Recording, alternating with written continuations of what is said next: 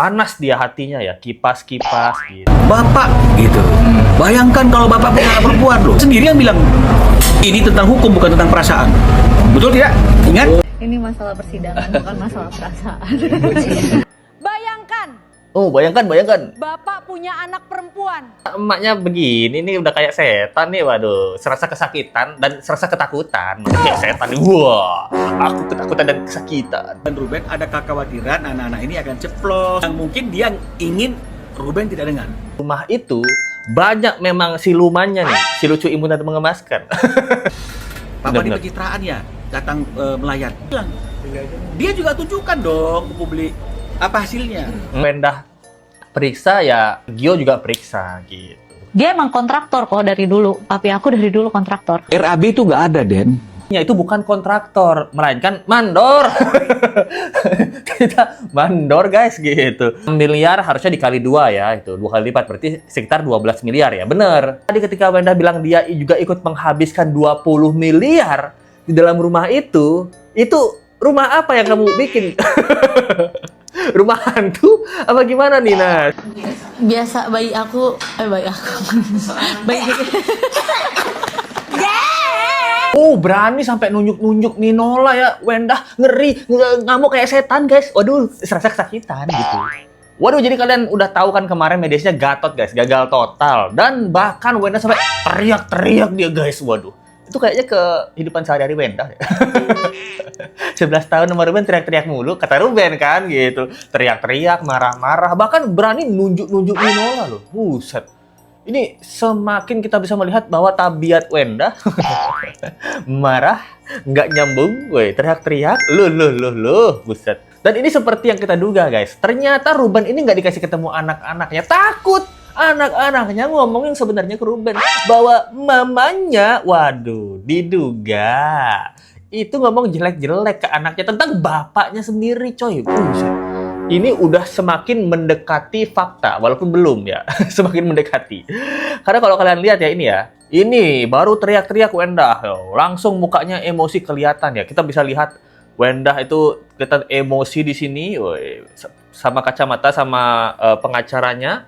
Panas dia hatinya ya, kipas-kipas gitu. Dan bahkan di sini Minola sampai ditunjuk-tunjuk katanya, guys. Nggak tahu sopan santun Anda. Ini ruang mediasi loh, bukan ruang meditasi ya. Seperti di rumah kamu ada ruang meditasi nggak? Jangan-jangan ada ruang meditasi yang ada dupa-dupanya itu loh. Loh. Ini pertanyaan kita semua ya.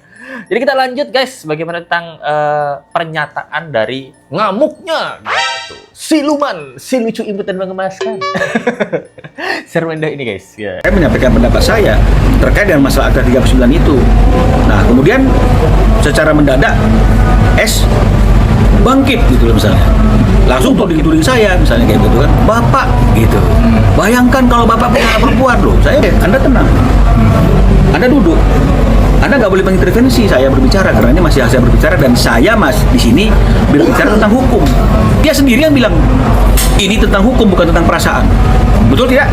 Ingat? ini masalah persidangan, bukan masalah perasaan. Wah, bener. Tapi tadi dia ngomong, bayangkan bagaimana perasaan Mbak? Kok bicara perasaan? Dia sendiri yang ngomong kemarin ini bukan masalah perasaan tapi masalah hukum. Ketika saya bicara masalah hukum, dia mengintervensi dan makanya saya bilang tolong jangan intervensi saya. Kamu duduk. Wah, jadi ngeri banget ya.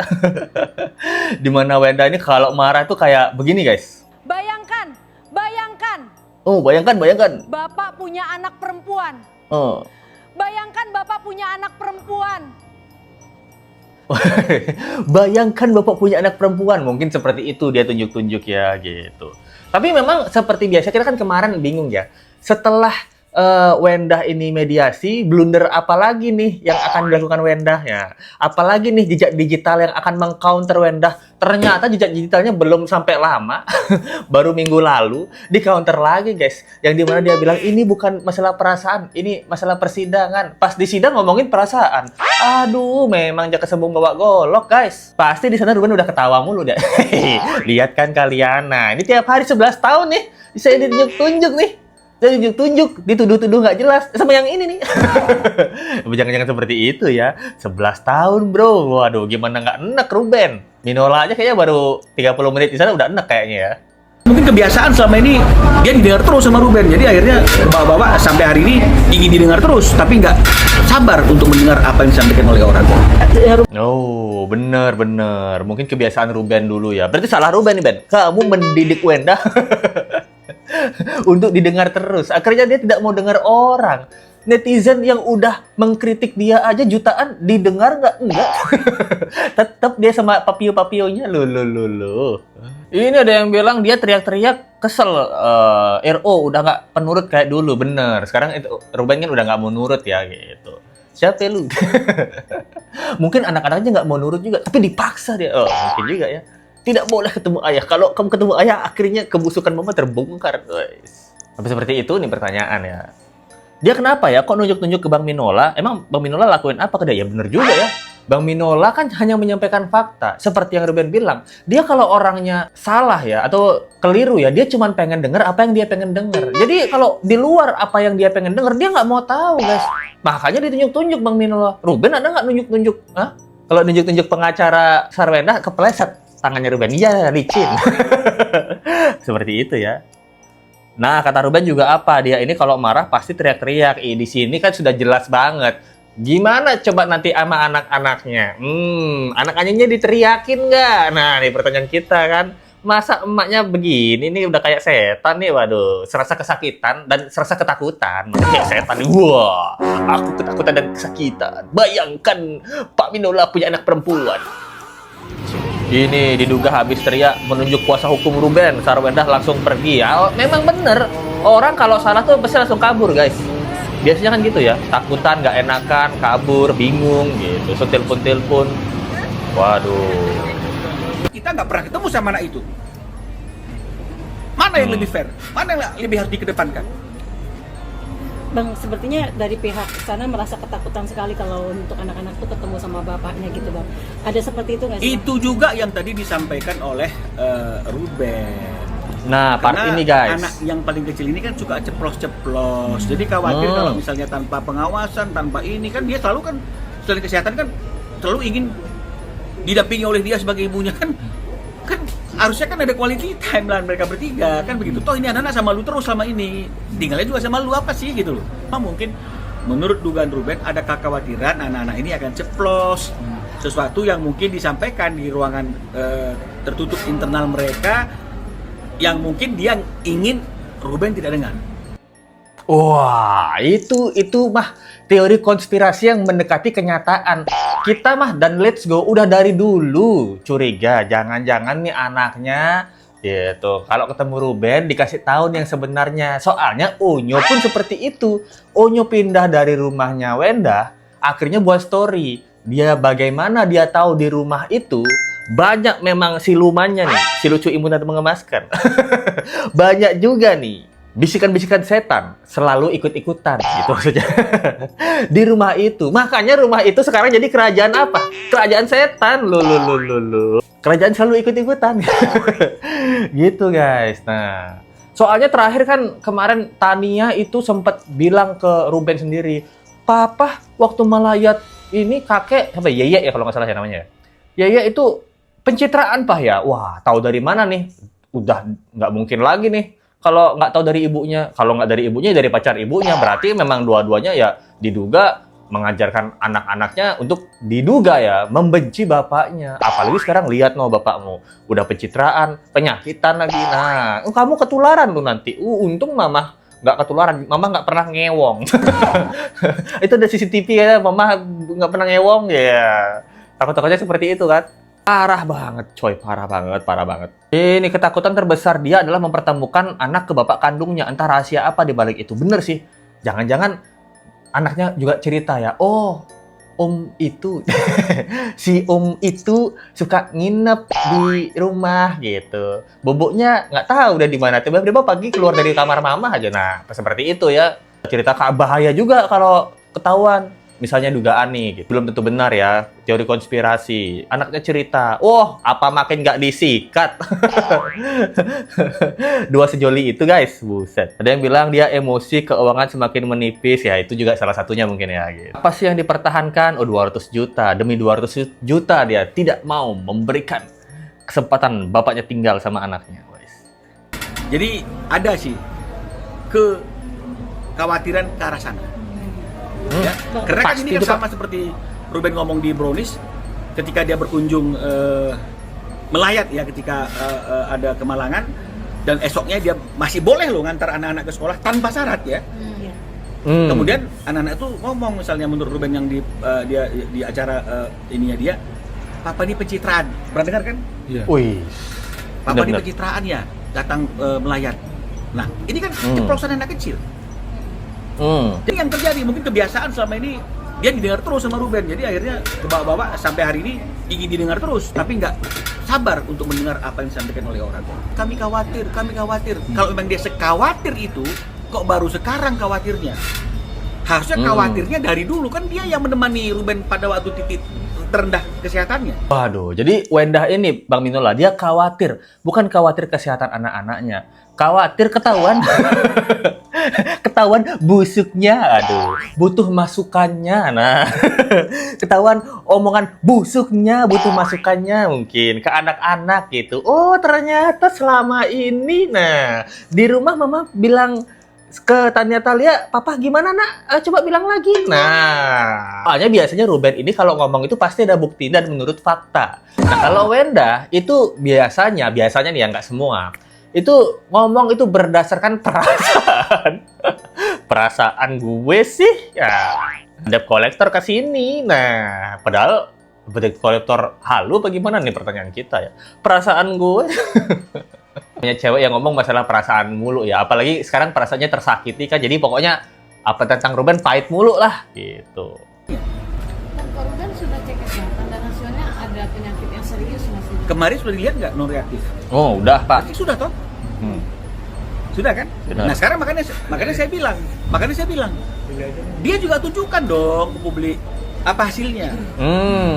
Karena bagaimanapun dia pernah hidup bersama dalam satu perkawinan. Wah bener tuh. Let's go udah dari dulu bilang guys, Wenda ini kalau memang segitunya sama Ruben, ya tunjukkan juga dong hasil pemeriksaan Wenda. Nah, jangan-jangan Wenda takut ya. Nah, di dugaan aja ya. Takutnya ternyata juga mengalami sakit yang sama gitu dengan Ruben. Akhirnya ditinggal.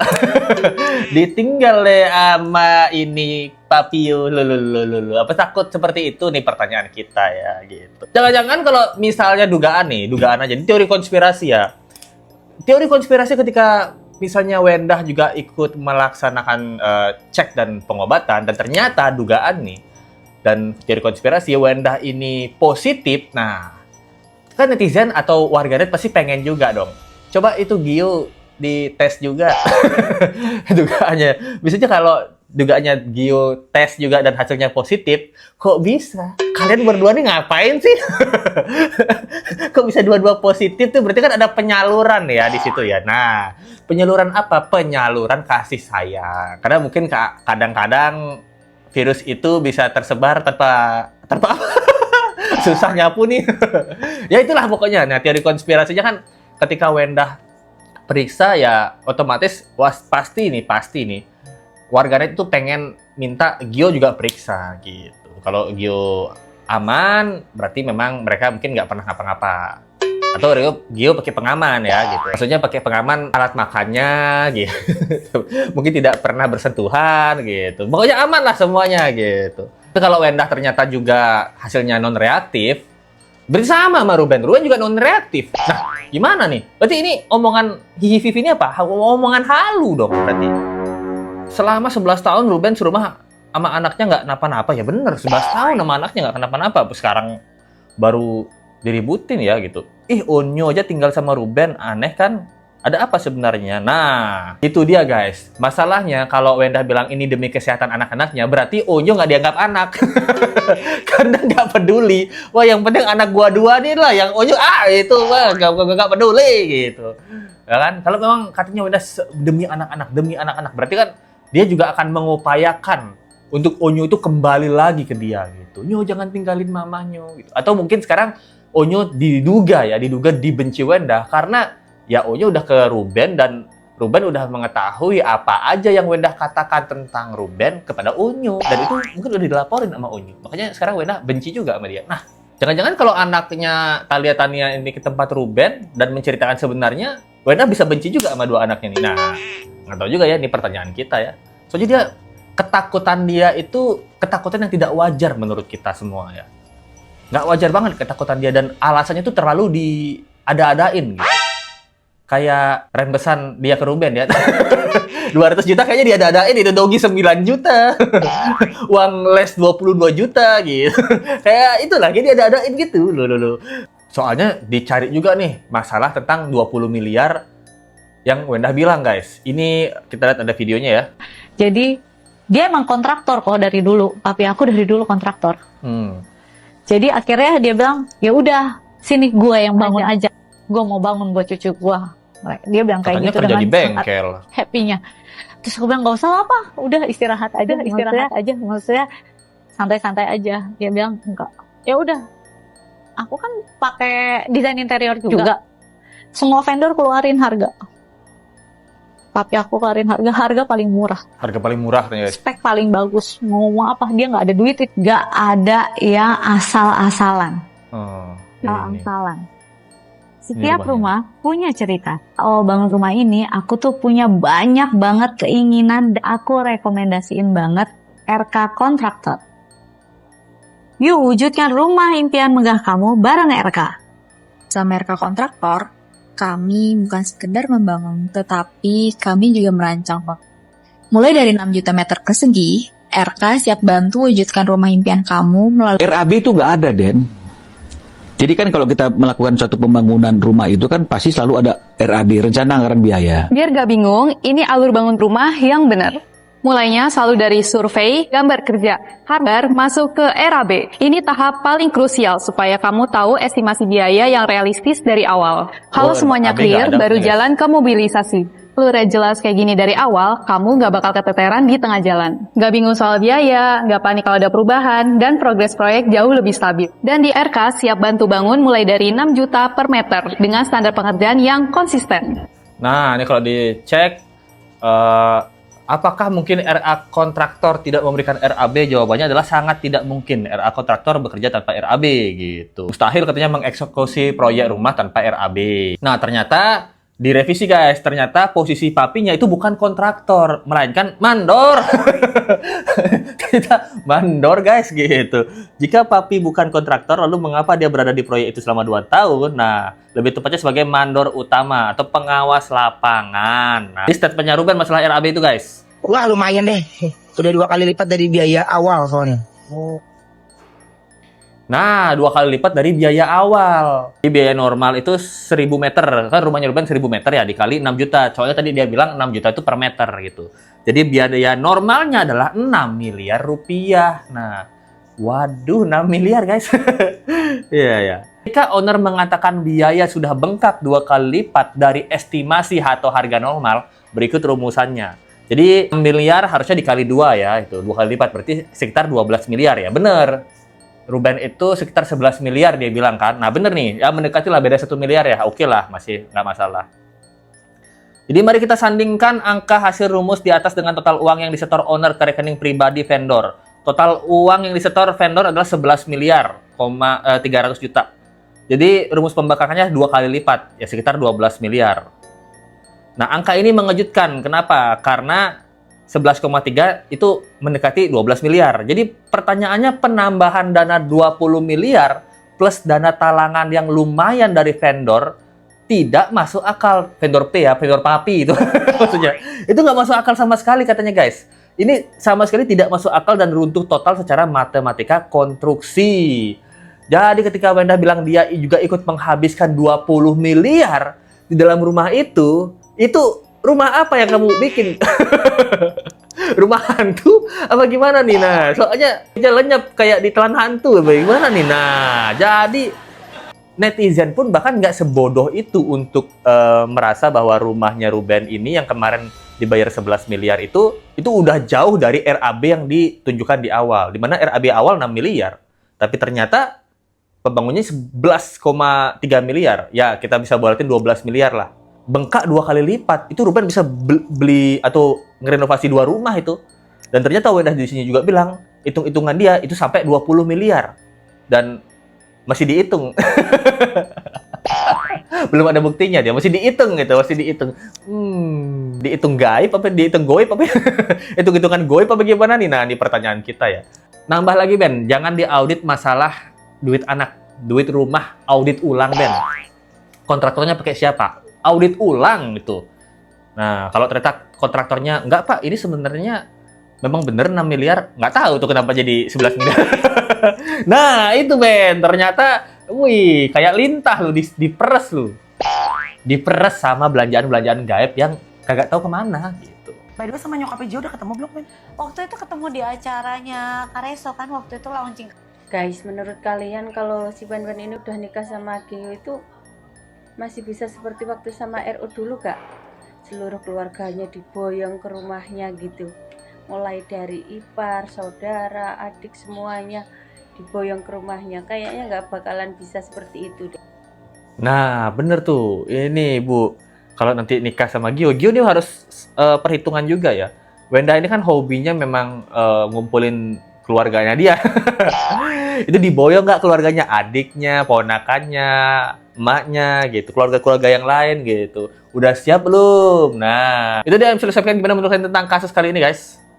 Tulis pendapat kalian di kolom komen di bawah ya. Kalau kalian suka dengan video ini dan ingin memberikan support lebih, ada link subscribe di bawah atau dari super thank aja. Kita ketemu lagi di video berikutnya. Sampai jumpa lagi guys. Bye.